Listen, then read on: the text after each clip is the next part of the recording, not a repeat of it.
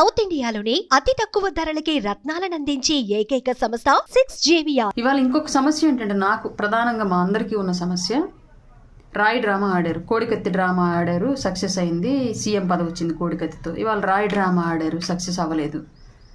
తలకాయ డ్రామా కోడికత్తి డ్రామా కలిసి వచ్చినంత ఈ గులకరాయి డ్రామా కలిసి రాలేదు. అందరికీ నవ్వుల పాలైపోయింది పరిస్థితి. కానీ ఇప్పుడు రేపు సందేహం ఏంటి అంటే, మా అందరికీ ఉన్న సందేహం, రాయి డ్రామా సక్సెస్ అవ్వలేదు, రేపొద్దున ముఖ్యమంత్రి క్యాన్వాయ్కి 1 కిలోమీటర్ దూరంలోనో, 2 కిలోమీటర్ల దూరంలో, లేదంటే ఒక 500 మీటర్ల దూరంలోనో ఏదో ఒక బాంబు పెట్టి, వీళ్ళే బాంబు పెట్టి సింపతి కోసం, ఏ బాంబు పెట్టేవాడికైనా, ఏ బాంబు తయారు చేసేవాడికైనా దాని విస్ఫోటనం ఏ స్థాయిలో ఉంటుంది, ఎన్ని కిలోమీటర్ల మేర, ఎన్ని మీటర్ల మేర ఉండిద్ది, ఎంత స్పీడ్లో అది వర్క్ అయ్యిద్ది, అక్కడ ఎంతమంది జనం చనిపోగలరు, ఎంతమంది జనాలు గాయపడతారు, ఎంత ఆస్తులు ధ్వంసం అవుతాయి, ఒక క్లారిటీ ఉంటుంది.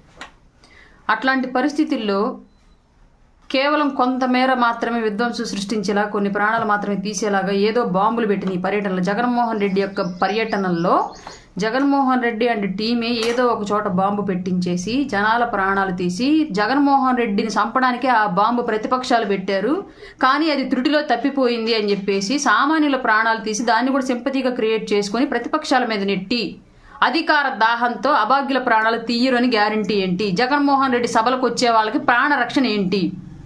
ఇది నేను ఆంధ్ర రాష్ట్ర ఇంటెలిజెన్స్ వ్యవస్థని, పోలీస్ యంత్రాంగాన్ని, ఎలక్షన్ కమిషన్ని క్వశ్చన్ చేస్తున్నా. ఇవాళ రాయి డ్రామా కాబట్టి సరిపోయింది, ఎల్లంపల్లికి మాత్రమే తగిలింది అంటున్నారు. తగిలిందా డ్రామా అనేది తర్వాత విషయం, తగిలింది అంటున్నారు, ఆ లెక్కనే చూసుకుంటాం. రేపొద్దున ఇంకొక బాంబు ఎవడొకటి పెట్టి ముఖ్యమంత్రిని చంపడానికి పెట్టారని ఒక స్టోరీ క్రియేట్ చేసి సామాన్యుల ప్రాణాలు తీయరని గ్యారంటీ ఏంటి? మీరు సామాన్యుల ప్రాణాలకు ముఖ్యమంత్రి సభలో ఎంతవరకు రక్షణ ఇస్తారు? ఈయన డబ్బులు ఇచ్చి, పొలమని పేదవాళ్ళని డబ్బులు ఇచ్చి ఒక రోజు కూలీకి పిలవంగానే నాయకులు, స్థానిక నాయకులు పరిగెత్తుకుంటూ ముఖ్యమంత్రి సభలకు వెళ్ళే సామాన్యుడిని తిరిగి ఇంటికి వస్తాడని గ్యారంటీ ఏంటి? ఇది నేను ప్రతి ఇంటెలిజెన్స్ విభాగాన్ని, ఈ రాష్ట్రంలో, ఆంధ్ర రాష్ట్రంలో పనిచేస్తున్న ప్రతి ఒక్క పోలీస్ శాఖలో పనిచేస్తున్న ప్రతి ఒక్కరిని క్వశ్చన్ చేస్తున్నా. రాజకీయ నాయకుల యొక్క అధికార దాహానికి దాసోహం అంటున్న పోలీసు వ్యవస్థలు ఆ దాహాన్ని, దాసోహాన్ని గమనించలేక బలైపోతున్న సామాన్యులు. ఇది ఆంధ్ర రాష్ట్ర రాజకీయం ప్రస్తుతం.